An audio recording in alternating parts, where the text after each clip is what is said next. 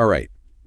Buckle up, everybody, because today we're diving deep into one of the most dramatic, I guess you could say, showdowns in history. Absolutely. We're talking about Moses, Pharaoh, right? Yeah. We've got this amazing snippet from a YouTube transcript. Okay. And it's from a channel called Alpine Manilow. Okay. It really lays out their final confrontation. Right. When those plagues of Egypt are about to hit their peak. It's amazing how this source, just gets to the raw emotion of it all. Cool. You can feel the tension with each line. Oh, yeah, for sure. Like when it says, God will keep on doing this until Pharaoh breaks. Yeah. It's like you get this sense of divine power. Right. But also this mounting tension that's almost unbearable. Oh, it's palpable. Yeah, and then it's like, boom, death is coming for us. Oh. And suddenly it's like, oh, this is serious business. Yeah, the stakes are very, very real. Yeah, for sure. So I think for anyone who maybe needs a quick refresher, right, we're talking about Moses, who God chose to lead the Israelites out of slavery, right? Out of Egypt, out of Egypt. But then you have Pharaoh, who's who's the big guy in charge? Yeah, the ruler of Egypt. And he's just nope. Stubborn as can be. Yeah, totally stubborn. So God's all right, fine. I'm going to send these plagues. Yeah, each one, more powerful than the last, Yeah, totally escalating. So right. Upping the ante, trying to get Pharaoh to budge. Exactly. So it all leads up to this final plague. Oh, yeah, this one's the big one. The angel of death, right. And it's going to strike down all the firstborn sons. All the firstborn sons. And the way the source describes it, it's just chilling, right? Oh, it's terrifying. It says, every firstborn son will die, but not us. That, but not us, really hits hard. Yeah, it makes you think, wait a minute. Why them and not us? Yeah, who's the us and why are they spared? Right. And that's where the Passover comes in, right? Exactly. So picture this, right? Okay. You've got families, huddled in their homes. Yeah. And it's just fear everywhere, right? Yeah, you could feel it. But they've been told, look, you got to paint your doorways with lamb's blood. What? Yeah. What's that about?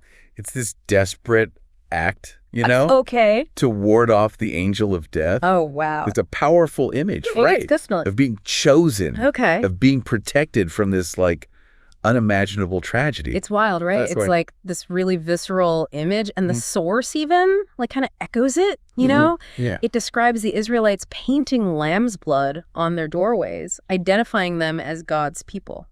Wow. So it's this mark of protection. Right. It sets them apart. Yeah, it raises all these questions about, who deserves protection? Right, and who decides? Exactly. Yeah, it's deep. Deep stuff. And, even with that promise of protection, right? But the source shows how conflicted Moses is feeling. Yeah, he's going through it. At first, he's got total faith in God. Right. Trusting that promise to free his people. Yeah, he's all in. But then, with all this death about to happen.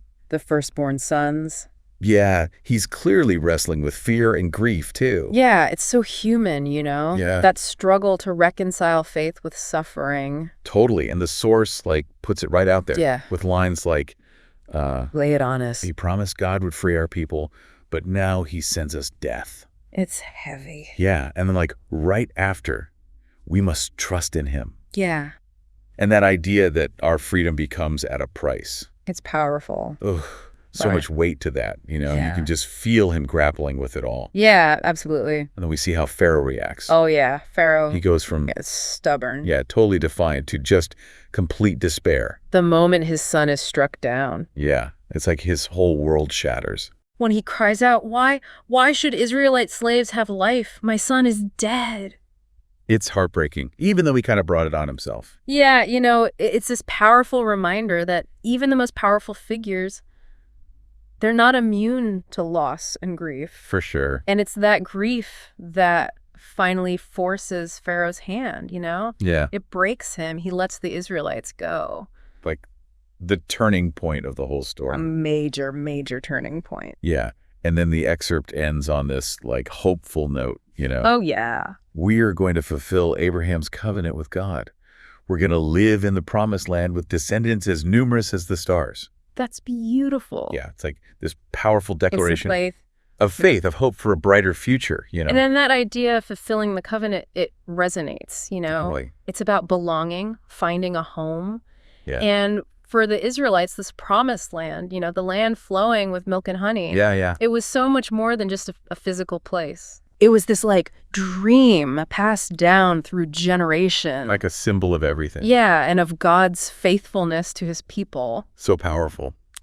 It is. But this is just one side of the story, right? Oh, absolutely. How did the Egyptians see all this going down? Right. Did they think it was divine punishment? Or was it a test of faith? Yeah. Or something else entirely. And what about the consequences of oppression? That's a big one. The whole interplay of faith and power and sacrifice, it's complex. Ugh. So many layers. Layers upon layers. That's what makes it so fascinating, right? It makes you thinking. Yeah, it leaves you with more questions than answers. Absolutely. And wanting to learn more. And that's what we're all about here, right? Totally. So keep exploring this story. See what other truths you can uncover. This deep dive was just a glimpse into an epic tale. That's for sure. So much more to discover. Oh, yeah. Keep digging. Happy digging, everyone. Happy digging.